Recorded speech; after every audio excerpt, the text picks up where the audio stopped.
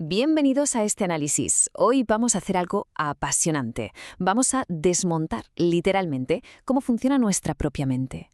Nos vamos a basar en esas reflexiones tan profundas de los estudios de Escuela de Silo para entender la estructura de la conciencia humana. Y, no nos vamos a quedar en la superficie. Vamos a ir directos a los cimientos, a la base misma de nuestra experiencia del día a día. ¿Empezamos? Porque, claro, de entrada surge esta gran pregunta. ¿Cómo construye activamente la mente nuestra visión de la realidad? Fijaos que digo construye. Muchas veces caemos en el error, y es normal, de pensar que la mente es como, como una caja vacía, un recipiente donde simplemente van cayendo recuerdos e imágenes. Pero ¿qué va? La conciencia es súper dinámica, es como un arquitecto incansable que está ensamblando nuestra realidad segundo a segundo. Vale, para que no nos perdamos, este va a ser nuestro mapa de ruta de hoy. Primero veremos la estructura básica de acto y objeto. Luego, la dimensión del tiempo. Pasaremos a la atención y energía. En cuarto lugar, hablaremos de la atención. Y por último, de cómo construimos el mundo. ¡Vamos allá! Punto número 1. La estructura básica. Acto y objeto. Vamos a poner la mente bajo el microscopio para ver lo más elemental.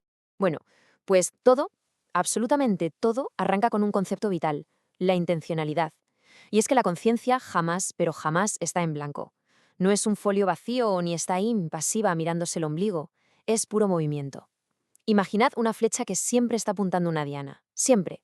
Si hay conciencia, hay dirección. Y a ese movimiento lo llamamos un acto intencional. Y aquí tenemos a esta pareja inseparable, la flecha y la diana. Por un lado está el acto, que es ese movimiento de la mente, la acción en sí, ya sea buscar, percibir o imaginar. Y por otro lado tenemos el objeto, que es la diana de esa búsqueda. Puede ser un recuerdo, una imagen o una sensación muy concreta. Pero, y esto es clave, la regla de oro es que no existe acto sin objeto, ni hay jamás un objeto sin un acto que lo esté apuntando. Van en el mismo pack, nacen y viven juntos. Pasamos al bloque 2, la dimensión del tiempo físico. A ver qué pasa cuando esta flecha que decíamos viaja a través del tiempo. Imaginemos una situación súper cotidiana. Seguro que os ha pasado eso de estar hablando y pensar, ¡ay! ¿Cómo se llamaba este actor de esta película? ¿Qué está haciendo la mente en ese momento exacto? Pues primero se lanza hacia el futuro, mediante una expectativa, haciendo un hueco para la respuesta que quiere encontrar. Inmediatamente después, pega un salto hacia el pasado, rebuscando en los cajones de la memoria para dar con el nombre. Y sin embargo, todo este alucinante viaje lo hace anclada en un único punto, el presente.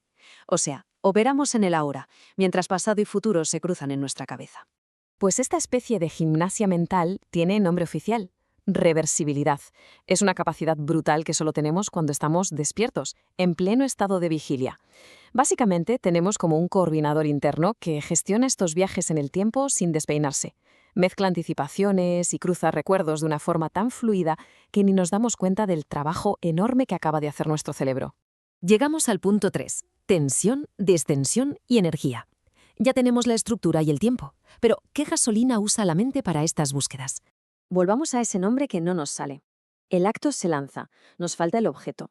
Buscamos frenéticamente en la cabeza, la incomodidad crece, la tensión sube más y más cada segundo que seguimos dándole vueltas y de repente, ¡pam! Ahí está, el nombre aparece, el acto encuentra su objeto.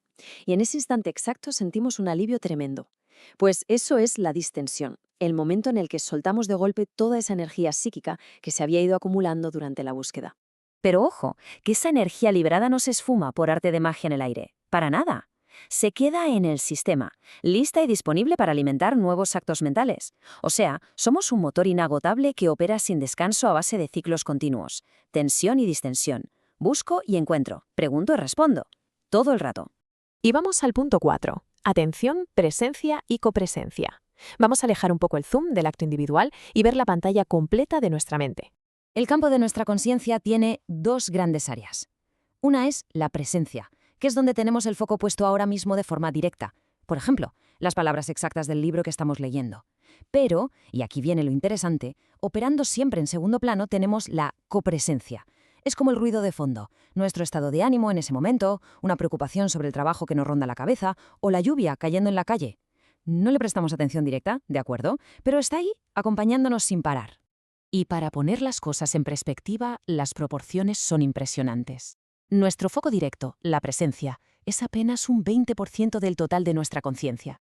El 80% restante, la verdadera bestia, es la copresencia. Hablamos de un inmenso telón de fondo trabajando constantemente entre bambalinas, procesando un montón de datos y manteniendo información viva sin que le hagamos ni caso. Y así llegamos al último bloque, el número 5, construyendo nuestra realidad. Vamos a ver por qué ese fondo invisible del que hablábamos es el que realmente moldea el mundo. Porque ese horizonte de copresencia no es solo tener un bueno o un mal día, va muchísimo más allá.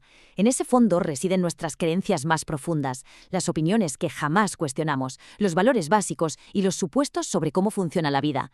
Casi nunca somos conscientes de esta enorme base de datos silenciosa, pero resulta que es exactamente la lente a través de la cual interpretamos absolutamente todo lo que nos rodea.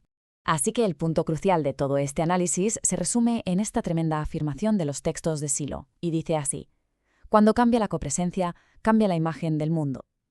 Pensemos en ello. Si nuestras creencias de fondo son el cristal por el que miramos, resulta evidente que la realidad no es algo fijo que esté ahí fuera.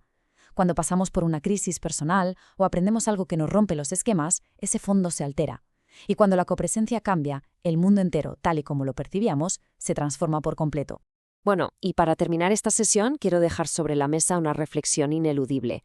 Hemos visto que construimos nuestra realidad con esa energía y con ese inmenso fondo silencioso. Sabiendo que nuestra visión de las cosas depende de un trasfondo que casi nunca miramos directamente, ¿qué opiniones no examinadas y supuestos invisibles están operando justo en este preciso instante en el fondo de la mente? Conocer cómo funciona nuestra propia estructura mental es el primer paso para poder dominarla.